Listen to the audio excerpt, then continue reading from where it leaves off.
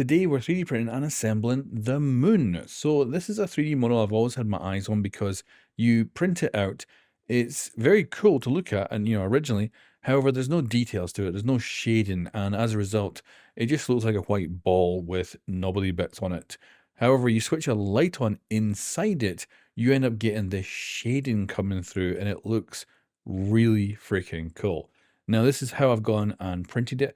I would love to know any experts on resin printing out there. Could I have done this moon with almost no supports? I'm curious about that because it would have saved a lot of resin. This print in its totality actually was 1 kilogram in weight.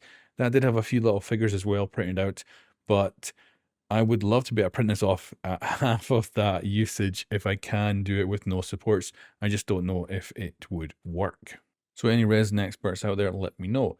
Now I went out and found myself a very simple LED light. This is actually made for cabinet lighting. And the reason I went with this is because it has a very brilliant white light.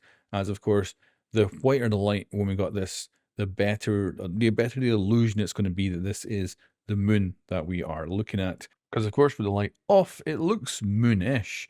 However, you switch the light on and then suddenly it really looks like the moon. And I've got to say, in person, this looks really cool. And the fact that this is not painted or anything, it is simply just the white of the resin, and that's it. And the different thicknesses of the walls is what causes the shading. It is just such a stunningly beautiful and simple effect that looks really good in person, so I'm extremely happy. And I'll also note this is a free model. You can download it in the description below. The original there has done an amazing job with it. I'll also add on that I did have to scale it up to fit this size, so there is actually room to get more detail out of this if I could get an even higher resolution moon model.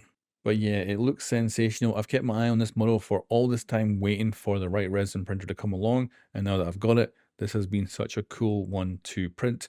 And like I say, for many experts out there about resin printing, do you think I could have got away with no supports or very limited supports compared to what I actually did? Because obviously that increases the amount of waste you've got here. And I'm just not really brave enough to go and try this with the printer and potentially get a big bad fail out of it.